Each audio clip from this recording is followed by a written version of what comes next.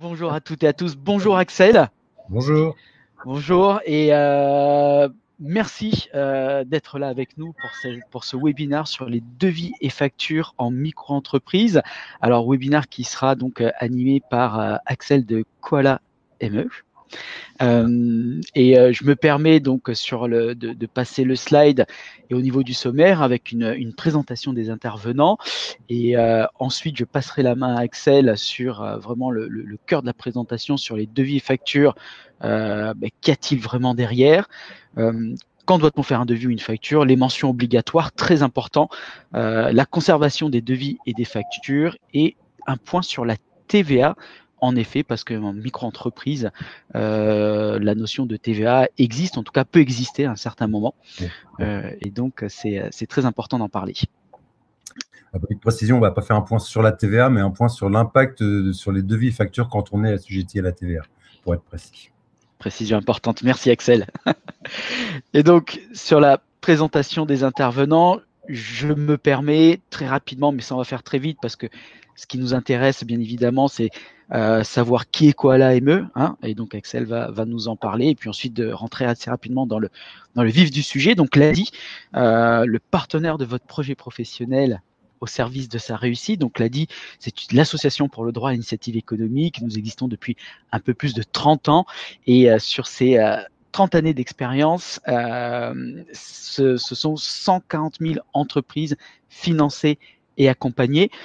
Donc, l'ADI, au même titre que Koala, est présent en France, partout en France, sur le territoire français, donc en France métropolitaine, bien évidemment, mais également dans les départements et communautés d'outre-mer, donc Guadeloupe, Réunion, Mayotte, Martinique, Guyane, mais aussi en Polynésie et en Nouvelle-Calédonie.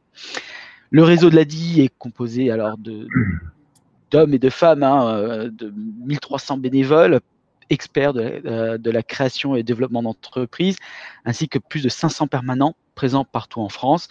Qu'est-ce que nous proposons? Donc des webconférences, mais également de l'accompagnement, de la formation, des solutions de financement et des solutions d'assurance pour votre projet.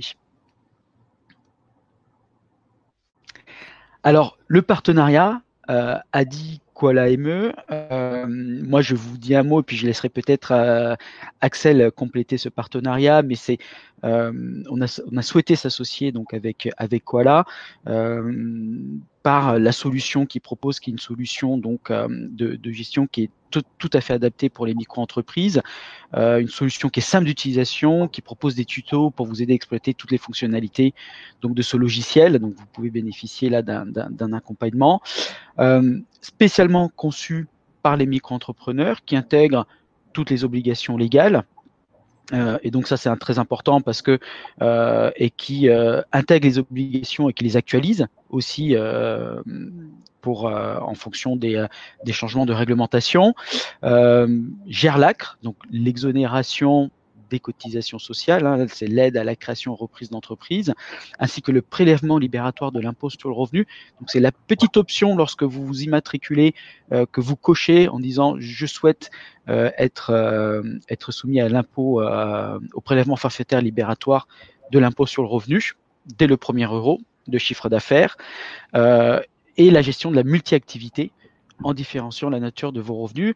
Comme vous le savez, hein, vous avez la possibilité à la fois d'être commerçant, mais aussi en prestation de services. Vous n'avez pas les mêmes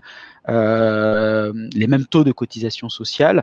Et donc, Koala ME, le logiciel, permet de gérer cette multi-activité.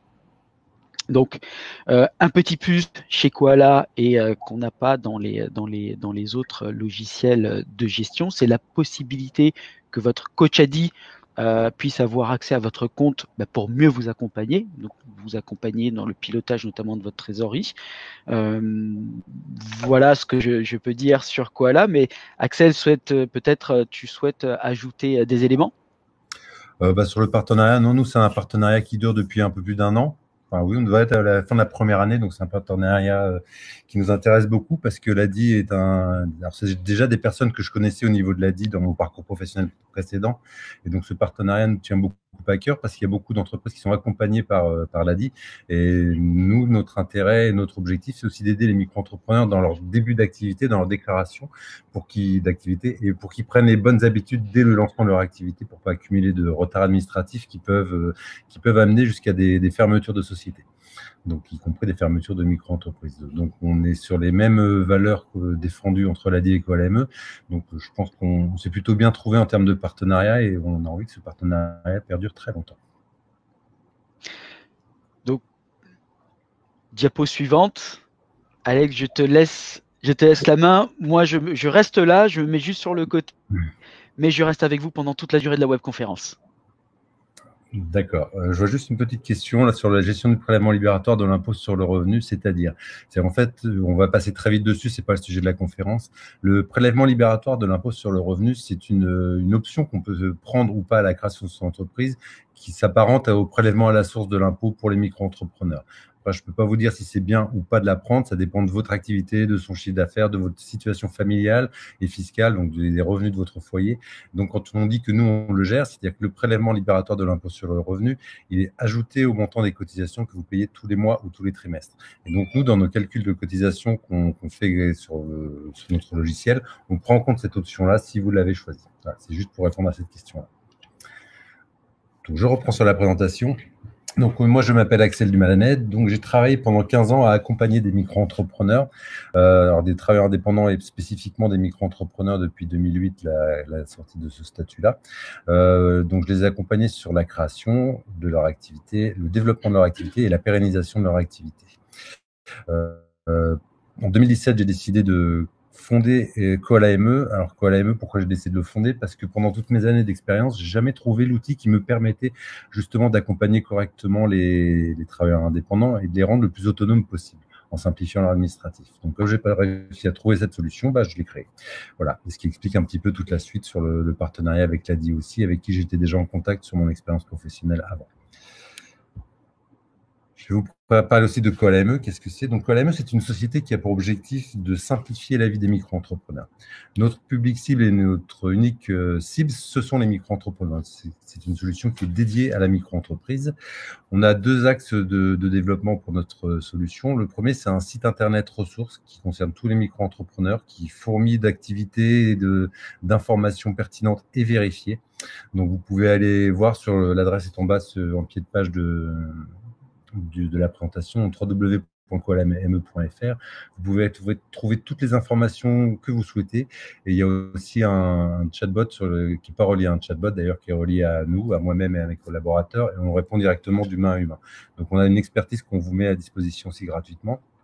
Et parallèlement, on a un logiciel de gestion qui permet de gérer les devis, les factures, d'automatiser un fichier client, un livre de compte et la déclaration de chiffre d'affaires qui est pré-remplie, avec aussi un tableau de bord de suivi d'activité qui permet vraiment de piloter son activité. Petit point sur la déclaration de chiffre d'affaires. Pour l'instant, on l'édite uniquement en format PDF, mais on a finalisé un partenariat avec l'URSSAF qui va nous permettre dans quelques semaines, quelques mois, de pouvoir proposer sur notre logiciel directement la déclaration des débuts d'activité sans passer par le site Net Entreprise ou ursaf.entrepreneur.fr. Donc, on pourra tout faire absolument sur le couteau suisse de la création d'entreprise, à savoir Coal-AME. On va commencer à rentrer dans le vif du sujet en parlant des devis et factures. Devis et factures, qu'est-ce qu'il y a vraiment derrière? Ça veut dire quoi? On va commencer par quelques définitions et expliquer un petit peu ce que c'est qu'un devis. Alors, un devis, c'est une proposition écrite de l'entrepreneur à son potentiel client. Ce n'est pas encore un document contractuel, c'est juste une proposition écrite qui décrit le produit et le service que vous vendez, qui en précise le tarif et qui a une durée de vie limitée. Concrètement, si vous faites un devis aujourd'hui et que vous avez une durée de validité de 30 jours, vous ne pouvez pas modifier cette proposition avec votre client avant cette durée de 30 jours. Donc, vous ne pouvez pas augmenter vos tarifs ou baisser les tarifs. Une fois que le devis est validé, ça devient un document contractuel qui engage les deux parties. C'est-à-dire qu'une fois que votre devis est validé, votre client s'engage à vous faire la prestation ou à vous acheter le produit précisé dans le devis. Et de votre côté, vous vous engagez à effectuer correctement la prestation qui vous est demandée ou à livrer correctement le produit que vous avez vendu et à appliquer le tarif qui est précisé dans le devis. Donc, le devis devient un document contractuel à partir du moment où il est signé par les deux parties. Concernant la facture, c'est un constat écrit de vente. Donc, la facture, on la produit uniquement après soit la vente du produit, soit la vente du service. La facture permet de décrire le produit ou le service vendu, c'est-à-dire que dans la facture, vous devez préciser à quoi fait référence la facture, évidemment, et le tarif. Et la facture est une pièce comptable. Pièce comptable, ça veut dire que vous avez des obligations de conservation, vous avez des obligations de pouvoir les fournir à l'administration fiscale s'ils vous les demandent.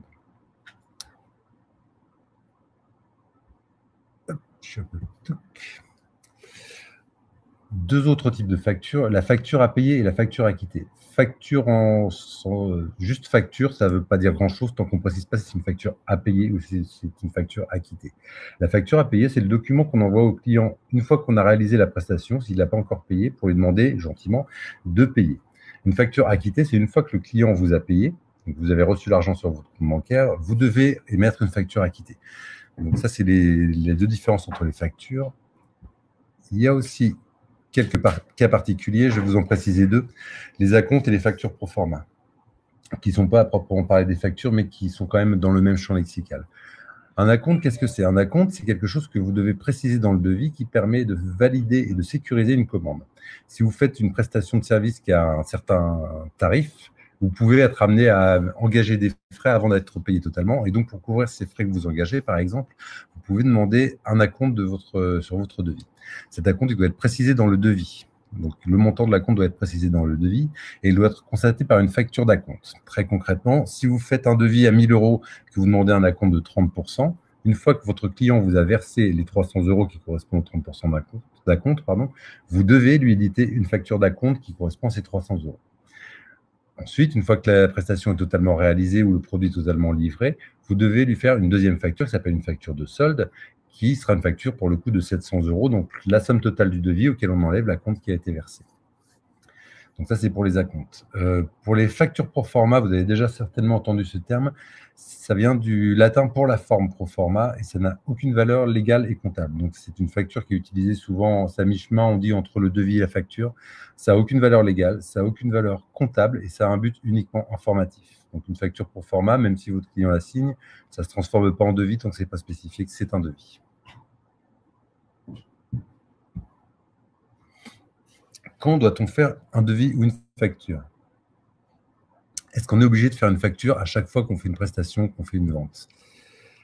Alors, le devis, il est obligatoire dans deux cas. Le premier cas, c'est si le tarif de la prestation est supérieur à 150 €. C'est-à-dire que si vous faites une prestation à 100 €, 120 €, vous n'êtes pas obligé de faire un devis au préalable. Vous pouvez directement faire la prestation, vous entendre oralement avec votre client et facturer la prestation à la fin. L'autre cas pour lequel le devis est obligatoire, c'est dans les cas de réparation.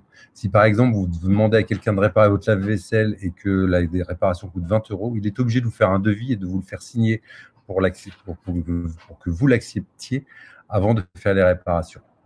Dans votre cas, en tant qu'entrepreneur, c'est pareil. Si vous êtes sur de la prestation de réparation, vous devez, avant toute intervention, faire signer un devis d'accord à votre client. Concernant les factures, la facturation est obligatoire si la prestation est supérieure à 25 €. C'est-à-dire que toutes les transactions qui sont supérieures à 25 € doivent être validées par une facture qui est émise par le vendeur. Donc le vendeur, c'est vous a priori. Elle est obligatoire si vous êtes en prestation B2B. Ce qu'on appelle le B2B, c'est le business to business. Et si vous, en tant qu'entrepreneur, vos clients sont aussi des entrepreneurs. Si c'est le cas, vous devez faire une facture à chaque transaction, même si elle est de 15 centimes d'euros.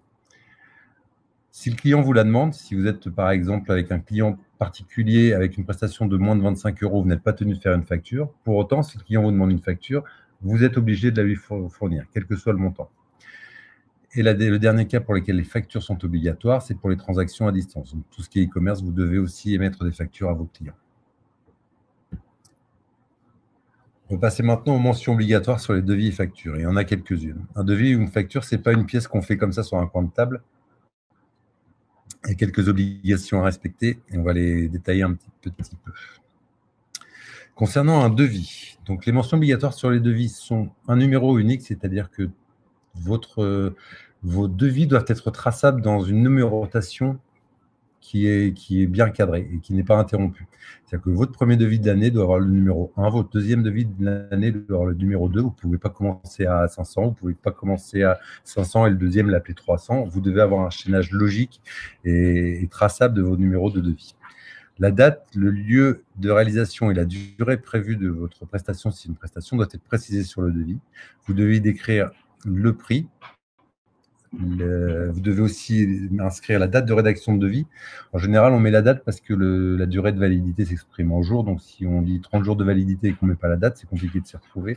Surtout quand le devis devient un document contractuel parce qu'il a été signé par le client. Donc, vous devez mettre la date de rédaction du devis aussi. Vous devez aussi mettre l'identification du vendeur, donc a priori vous, avec votre nom, votre adresse et votre numéro SIRET.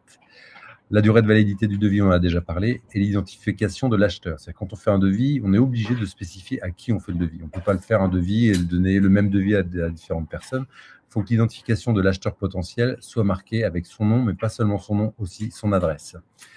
De même, sur la TVA, il faut mettre des informations qui sont propres à la TVA. Pour les micro-entrepreneurs qui sont non assujettis à la TVA, il faut mettre l'article 293B du CGI. Et pour les autres personnes assujetties à la TVA, il faut mettre le numéro de TVA intracommunautaire. Donc ça, c'est le gros pavé sur les devis. Sur les factures, on retrouve à peu près les mêmes dénominations, les mêmes obligations. Le numéro unique et le chaînage du numéro est indispensable aussi pour les factures. Le tarif doit être précisé aussi avec plusieurs lignes. La date de rédaction de la facture doit être aussi présente. Les informations sur la TVA sont les mêmes. Sur le vendeur et l'acheteur, ce sont les mêmes. Il faut aussi préciser sur votre facture si c'est une facture acquittée ou si c'est une facture à payer. Donc, savoir si votre client vous a déjà payé ou non. Et elle doit être faite en 2 exemplaires. Un pour votre client et un pour vous. Alors, sur ces mentions obligatoires, notre logiciel CallAME est doté d'un module complet de devis facturation. Donc, ça intègre toutes les mentions légales. C'est-à-dire que toutes les factures qui sont produites par le logiciel CallAME intègrent toutes les mentions légales que je viens de vous énumérer, y compris la numérotation automatique et vérifiée. C'est-à-dire que tous les numéros que vous émettez dans vos factures sur le logiciel CallAME sont en règle et tous les numéros s'enchaînent logiquement. Vous pouvez en plus insérer votre logo pour personnaliser vos devis et vos documents. Ainsi que l'adresse de votre site internet. Vous pouvez aussi préciser des conditions spécifiques de vente ou insérer un RIF dans les commentaires. Et vous pouvez aussi envoyer directement vos documents par mail à vos clients depuis l'application ou les télécharger pour les imprimer. La conservation des devis et des factures. Je vous ai dit tout à l'heure que les devis et les factures étaient des pièces comptables. Qui dit pièce comptable dit durée de conservation minimale. La durée de conservation pour les devis et les factures, c'est 10 ans. C'est-à-dire que pendant 10 ans, votre activité, qu'elle cesse ou qu'elle continue, pendant 10 ans, vous devez garder toutes les factures et tous les devis de votre activité. Vous pouvez les garder de différentes manières. Soit vous les imprimez, vous les conservez, soit vous pouvez les stocker sur des espaces cloud, mais en France. Vous ne pouvez pas les stocker sur des espaces cloud qui sont à l'étranger. Si vous avez un contrôle fiscal et que vous n'êtes pas en capacité de produire l'intégralité de vos factures, que l'intégralité de vos factures ne suit pas le chaînage logique ou que des mentions obligatoires manquent dans vos devis et vos factures, vous risquez une amende de 1 500 à 25 000 euros. Donc, ce n'est pas à prendre à la légère, ça peut coûter très très cher. Sur la conservation, opter pour une solution en ligne, ça permet de sécuriser un petit peu vos données et votre parcours. Opter pour une solution. Oh, excusez-moi. Pardon. Donc, opter pour une solution en ligne, ça permet de sécuriser vos données et vos parcours pour 2 raisons. Déjà, les données sont stockées sur des serveurs qui sont sécurisés en ce qui concerne CallAME, qui sont hébergés en France. Donc, vous êtes dans la légalité de la conservation sur le territoire national. Donc, toutes vos données sont stockées, sécurisées et accessibles 24 heures sur 24. C'est-à-dire quel que soit le moment où vous voulez accéder à vos données, vous pouvez y accéder avec votre smartphone en entrant votre adresse mail et votre mot de passe sur votre ordinateur, sur le tablette d'un voisin, dans un espace de coworking, partout, même si vous perdez votre téléphone, par exemple. Vous pouvez accéder à tout moment à vos données comptables et à vos documents. Et les serveurs qu'on utilise sont sauvegardés tous les jours, c'est-à-dire que vous n'aurez pas de perte de données, donc tout est sécurisé et crypté. Donc, ça vous permet d'être en règle aussi avec l'aspect conservation des documents. Pour les personnes qui sont assujetties à la TVA, l'assujettissement à la TVA depuis 2018, le 1er janvier 2019 pour être précis, il y a eu un relèvement des seuils de la micro-entreprise. C'est-à-dire qu'on peut être micro-entrepreneur maintenant jusqu'à 70 000 euros ou 170 000 euros. Avant, c'était la moitié. Et cette moitié-là correspondait à ce qu'on appelle le seuil de franchise de base TVA. Ça permettait à tous les micro-entrepreneurs, avant 2018, quel que soit leur statut, de ne pas être assujettis à la TVA du tout. Avec le doublement des seuils de la micro-entreprise, ça permet à plus de personnes d'être micro-entrepreneurs. Ça permet aussi à des micro-entrepreneurs d'avoir un chiffre d'affaires plus élevé tout en restant dans le statut micro-entrepreneur. Par contre, ça oblige aussi certaines personnes qui dépassent ce qu'on appelle soit les anciens seuils de micro-entreprise ou les seuils de franchise de base TVA. Ça oblige ces personnes-là à gérer la TVA. La gestion de la TVA, faut pas en avoir peur. J'entends souvent des personnes qui disent je vais approcher les seuils de TVA, j'arrête de travailler, je ne veux pas les dépasser. C'est une énorme erreur. C'est comme si vous faites une course de vélo, vous arrêtez de pédaler avant la ligne d'arrivée. Votre activité, si elle croît et si vous avez du chiffre d'affaires qui augmente, il faut continuer à l'augmenter. C'est un petit peu le but d'une activité entrepreneuriale, c'est de développer son chiffre d'affaires aussi. La TVA, ça peut faire peur, mais ça se gère plutôt simplement. En tout cas, sur notre logiciel, ça se gère simplement. La modification que vous devez faire par rapport aux devis et factures quand vous êtes assujetti à la TVA, elles sont relativement faibles. C'est que par rapport aux obligations qu'on a vues avant, les mentions obligatoires restent les mêmes et sont incluses encore une fois automatiquement dans le code à l'AME. Faut juste faire apparaître votre numéro de TVA intracommunautaire à la place de la mention article 293B du CGI. Donc cette modification-là, elle est faite aussi automatiquement dans le logiciel COAL-AME. Et ça permet aussi il faut aussi faire apparaître les montants hors taxes et les taux de TVA qui sont utilisés pour chaque ligne. Donc ça, encore une fois, c'est géré automatiquement par COAL-AME. Donc à partir du moment où vous êtes assujetti à la TVA, les utilisateurs de COAL-AME qui deviennent assujettis à la TVA, d'une part, reçoivent une alerte pour les informer de ce changement de seuil, de ce changement de statut propre à la TVA, et d'autre part, sont amenés à renseigner juste la TVA, enfin, la date à laquelle ils sont assujettis à la TVA, les taux de TVA qu'ils utilisent, et à partir de ce moment-là, toutes les données, les devis, les factures, mais aussi le livre de compte qu'on met à disposition, sont avec la précision du montant hors taxe et le taux de TVA qui est appliqué. Donc, ça permet de gérer simplement la TVA. Voilà, les modifications sont assez faibles, mais quand on est assujetti à la TVA, il y a quand même d'autres obligations, notamment la présence du montant hors taxe et du taux de TVA utilisé. Voilà. Il me reste juste à vous remercier de votre présence, de votre attention et surtout de remercier Ladi d'organiser ces webconférences. Et puis, on va pouvoir passer aux questions si vous en avez. J'imagine que vous en avez quelques-unes. Et moi, je vais boire un petit coup.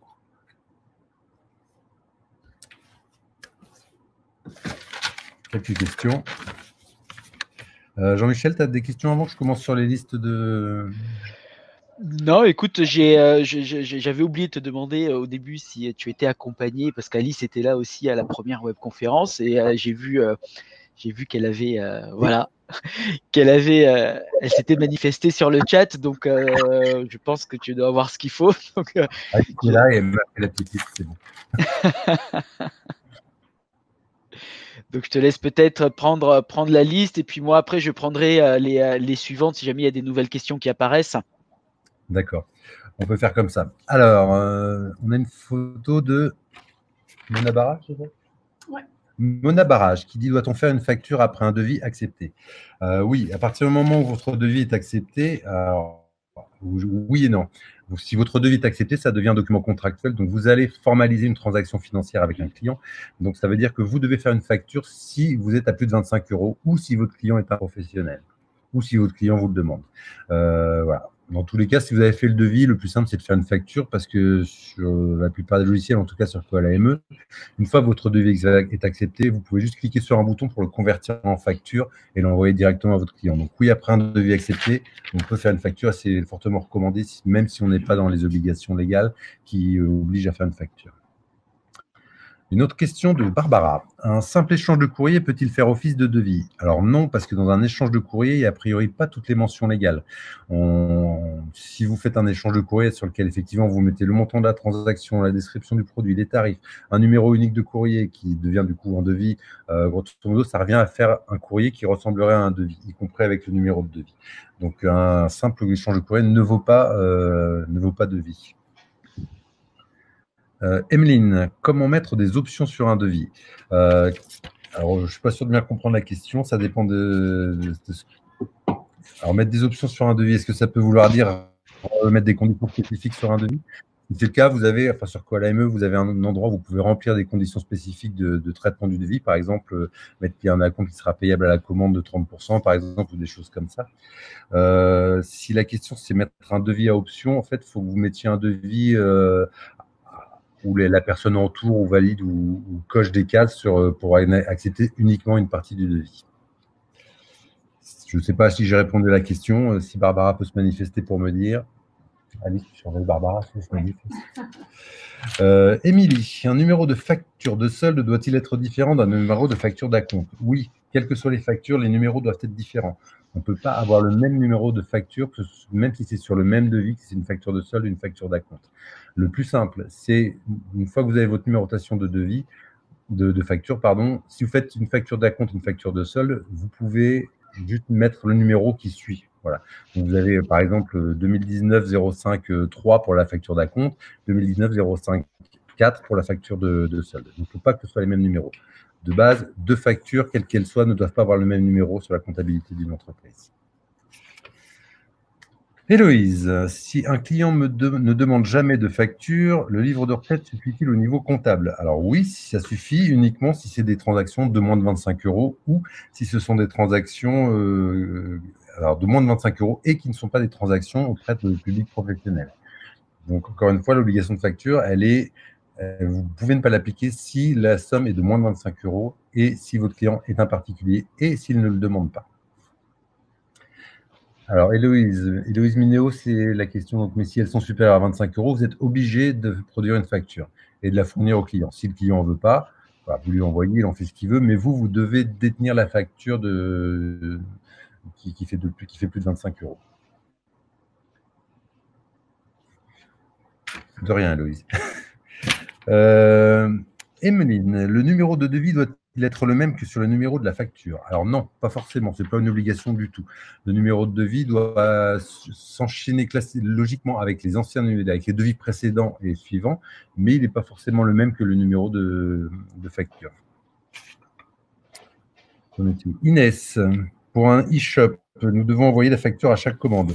Oui, si la facture est de plus de 25 € et oui, si votre client est un particulier et est un professionnel, pardon, quel que soit le montant de la facture. Je vois des questions sur le coût de colle AME, on va en reparler un petit peu après si vous voulez. Guy, y a-t-il un lien entre devis et facture? Cette dernière se référant au devis approuvé. Oui. Excusez-moi. Merci. Donc oui, il y a un lien entre devis et facture, puisque le contenu est le même. Il n'y a pas forcément un lien, par contre, entre le numéro de devis et le numéro de facture. En général, ce qu'on fait quand on fait une facture, on convertit quand on fait un devis qui est accepté, on convertit le devis en facture, ce qui génère un nouveau numéro, et on peut mettre en référence le descriptif de la facture, dans la description, dans les conditions, que ça fait référence au devis avec le numéro de devis. Ça permet de le retrouver facilement. Barbara.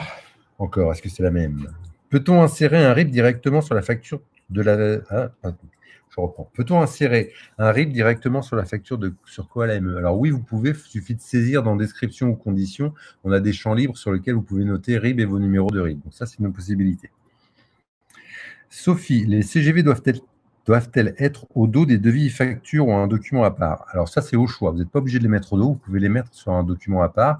Vous pouvez les préciser dans Coalame. On a un outil condition, enfin un champ libre conditions dans lequel vous pouvez faire un copier-coller de vos conditions générales de vente.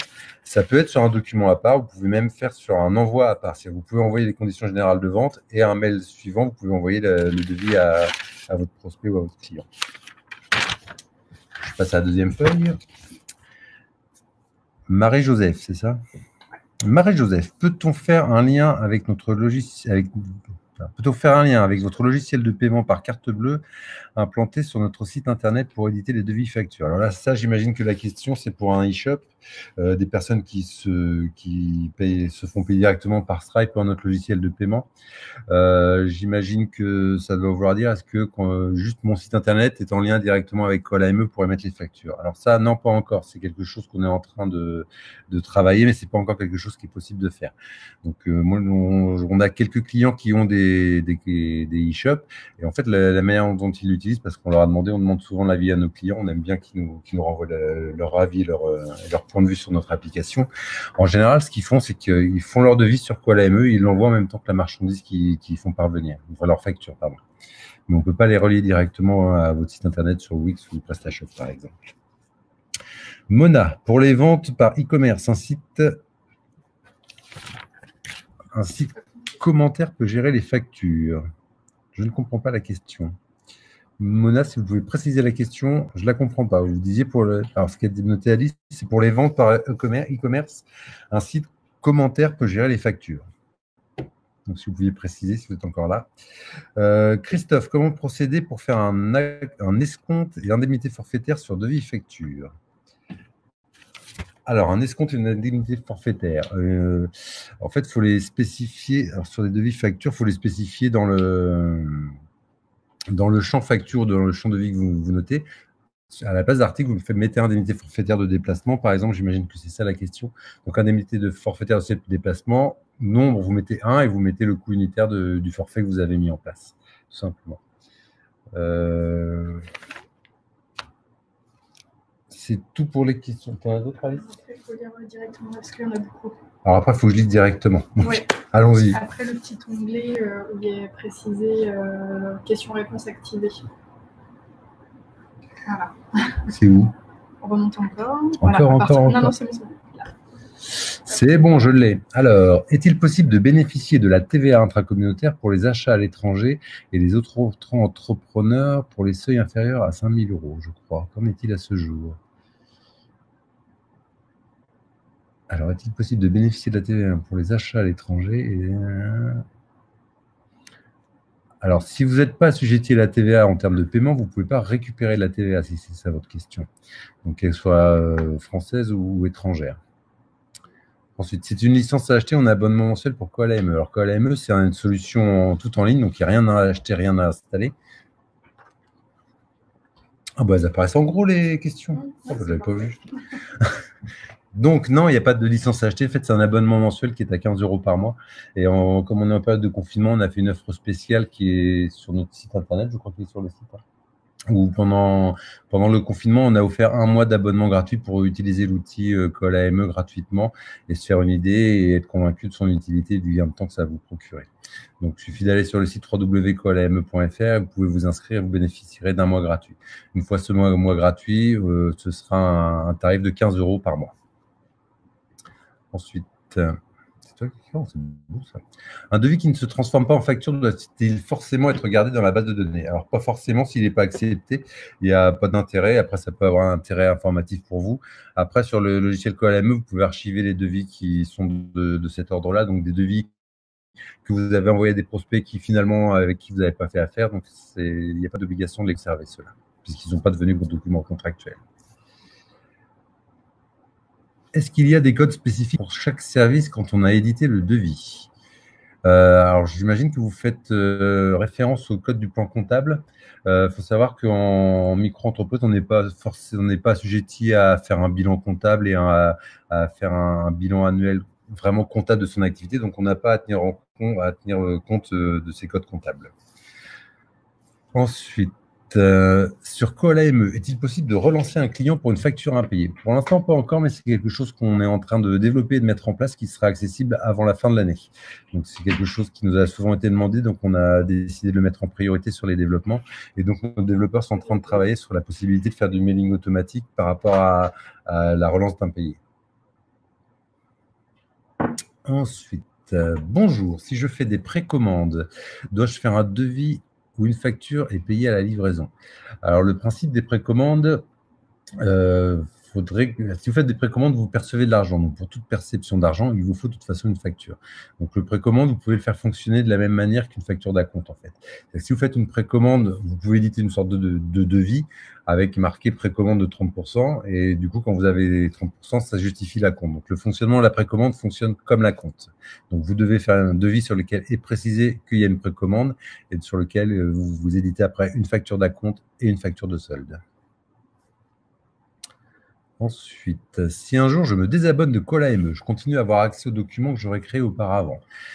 Il me semble avoir entendu que oui tout à l'heure, mais j'ai un doute, c'était rapide. Alors je vous le redis, oui, vous avez accédé à vos documents. Les données que vous saisissez dans Koala ME sont les vôtres. Donc nous, on n'en fait rien du tout, on ne les revend pas, on ne les réutilise pas.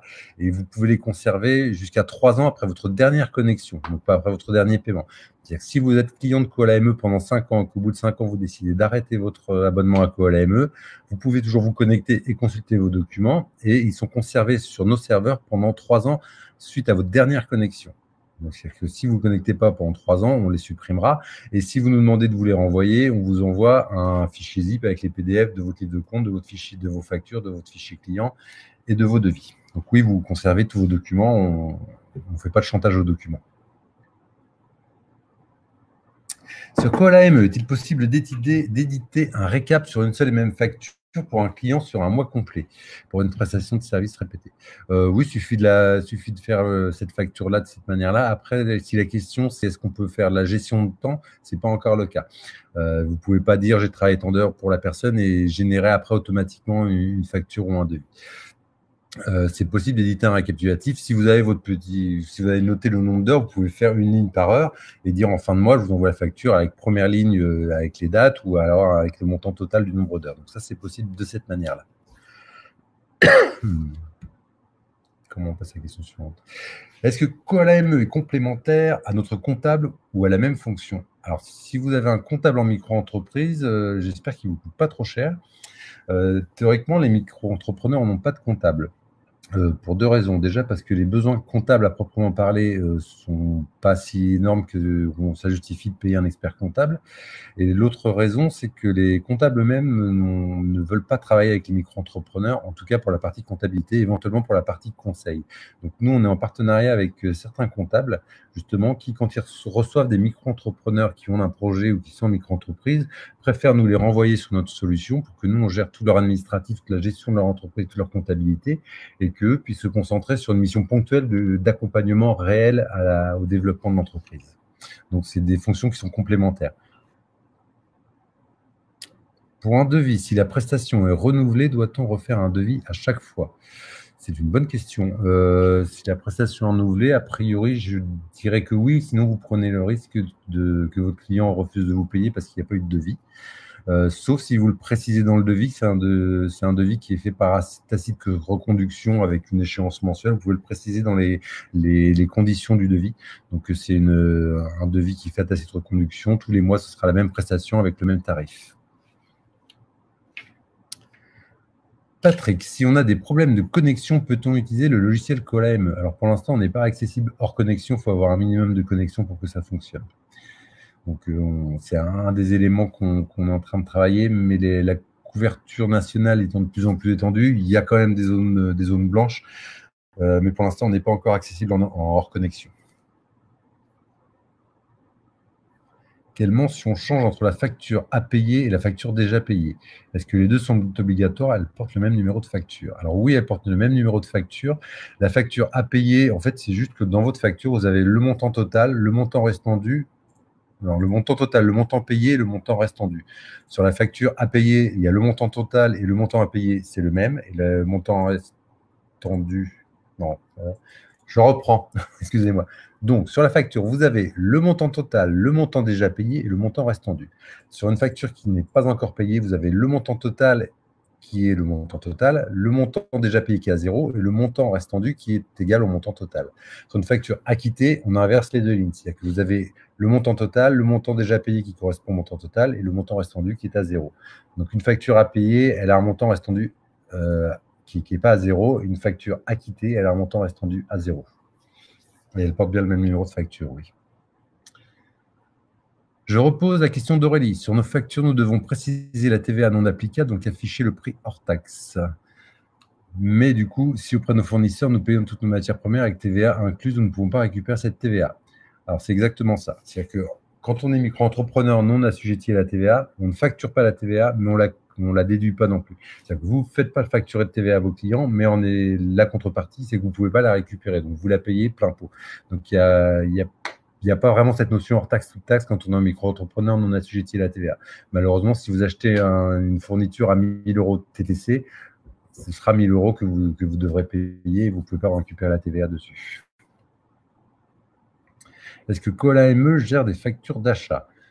Des factures d'achat, c'est-à-dire, est-ce qu'on gère les achats? Alors, Call AME est doté d'un livre de compte réel. C'est pas un livre de recettes, c'est un livre de comptes dans lesquels on peut ajouter effectivement toutes les dépenses que vous faites sur votre activité. Et ça, c'est une question qui est super importante. Quand on est micro-entrepreneur, théoriquement, on est juste obligé de tenir un livre de recettes. Donc, tout l'argent que vous gagnez, votre chiffre d'affaires. C'est super important de tenir un vrai livre de compte avec la totalité de ce que vous dépensez, pour la bonne et simple raison que si votre activité, si vous dépensez plus que ce que vous gagnez, bah, votre activité ne sera pas rentable et vous ne pourrez pas vous en rendre compte si vous notez pas toutes vos dépenses.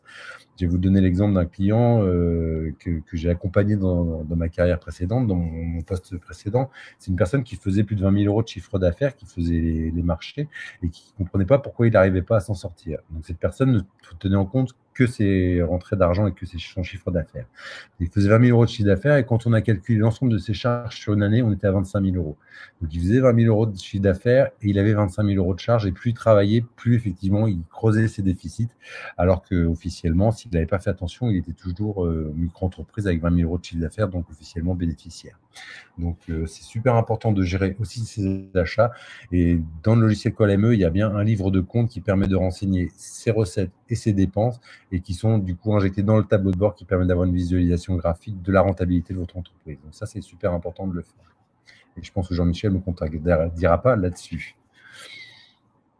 Sur QualME, est-il possible de mettre le CA prévisionnel en début d'activité, de suivre l'évolution de celui-ci?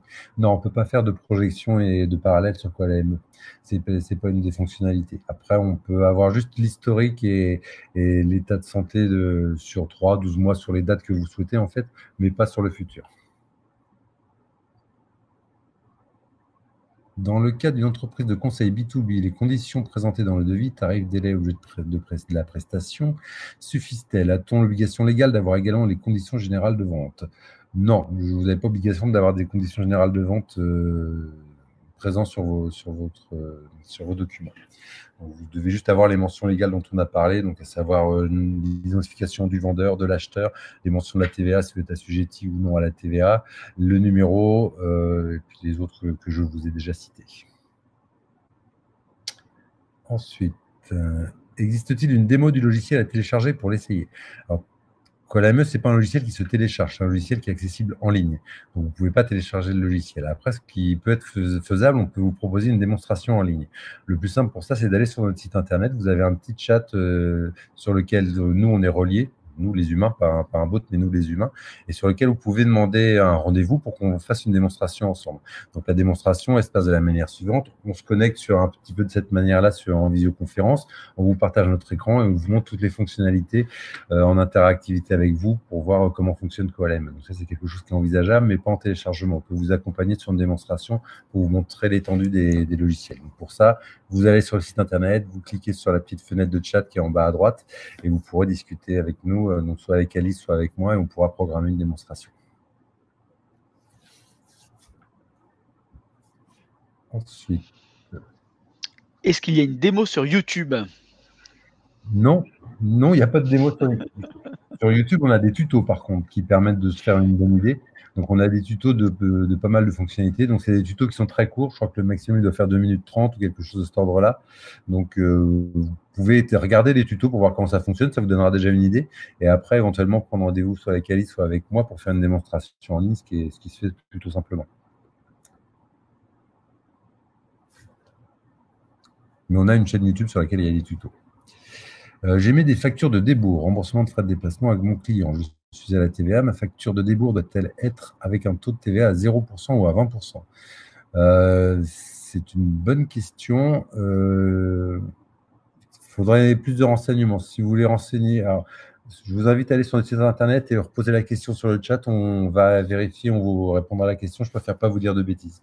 Mais allez sur le chat du site internet, on va fouiller la question comme ça. On pourra vous recontacter avec votre adresse mail si ça vous intéresse. Alors, je voudrais dire en complément notamment à la question de Pascal, et il y avait aussi également une question de Mirella concernant les conditions générales de vente.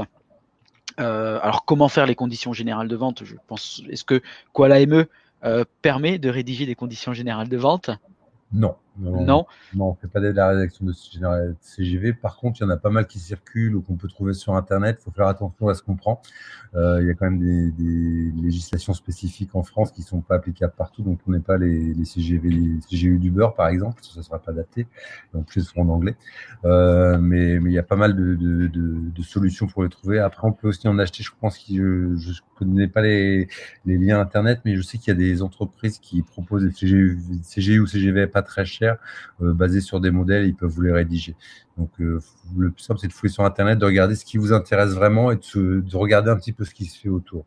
C'est assez complexe à mettre en place. Ça dépend de votre activité et de tout ce que vous mettez en place. Après, je ne sais pas, Jean-Michel, tu pourras peut-être me dire au niveau de l'ADI, si les conseillers ADI sont capables d'accompagner aussi sur la rédaction de CGU ou de CGV. J'imagine que dans les bénévoles, il y en a qui ont un petit côté juridique aussi qui peut être une ressource intéressante, mais je pense que ça dépend des antennes aussi et des conseillers. Oui, tout à fait. Et donc, c'était ce que je veux dire, c'est qu'on a un service d'accompagnement à distance qui s'appelle la hotline accompagnement on a des modèles de conditions générales de vente donc qu'on transmet donc à la personne qui va les compléter et nous on a la possibilité ensuite aussi de proposer une relecture par un cabinet d'avocats partenaire de l'ADI qui le fait gratuitement donc pour vérifier si les conditions générales de vente voilà sont en règle et répondent bien à la réglementation. Ben voilà. Donc ça, il y a pas de problème. Et donc aussi sur d'autres questions, hein, donc, la question de Pascal aussi, on peut solliciter la hotline. Donc mais ça, je le mettrai dans le mail que je vais envoyer avec le support, avec notamment d'autres informations concernant Koala, les informations de contact et autres. Il est 15h17. Axel, encore 2-3 questions. Allons-y. C'est parti. Alors, si on fait des achats sur des plateformes comme Amazon ou bien Etsy, il suffit d'imprimer les factures pour les garder. Des achats ou des ventes? Parce que sur les achats, il suffit juste de garder les factures et de les inscrire sur votre livre d'achat. Si vous faites des ventes sur Amazon et Etsy, oui, vous pouvez imprimer les factures et les garder. Je réfléchis bien à la question pour ne pas dire de bêtises. Si on fait des achats sur des plateformes comme Amazon et Etsy, il suffit d'imprimer les factures pour les garder. Oui, après, vous pouvez les imprimer, vous pouvez aussi les stocker sur votre ordinateur ou sur le cloud. Oui, après, vous pouvez faire ça, mais en facture d'achat. En facture de dépense, c'est peut-être un peu plus compliqué. Parce que je pense que vous devez émettre des factures de dépense aussi qui ne sont pas spécifiques à Amazon ou Etsy. Et donc, il y a, si je prends ici une question intéressante sur le démarrage d'activité. Alors, nos achats de nos fournisseurs avant que l'on soit déclaré en auto-entrepreneur, faut-il les garder le jour où on sera déclaré? Alors, en vrai, légalement, non. Légalement, non, parce que vous n'allez pas tenir à avoir de facture d'achat, puisque vous avez juste une comptabilité qui se base sur votre chiffre d'affaires. Donc, tout ce qui est achat, voilà, vous pouvez garder les factures, mais vous ne serez pas embêté si vous n'avez pas les factures d'achat. Et encore plus avant la création de votre entreprise. Voilà, ça, c'est le côté légal. Pratiquement, si vous faites des achats, même avant que l'entreprise soit déclarée pour votre activité, c'est ce qu'on appelle le désinvestissement. Vous investissez pour lancer votre micro-entreprise et cet investissement-là, il faut le prendre en compte aussi dans la rentabilité de votre entreprise. Donc, il faut quand même le renseigner dans votre livre de compte parce que ça permet de voir aussi quand est-ce que vos investissements seront amortis ou étanchés et quand est-ce que vous pourrez commencer à être rentable. Donc, c'est important aussi de le prendre en compte, mais il n'y a pas d'obligation légale à le faire.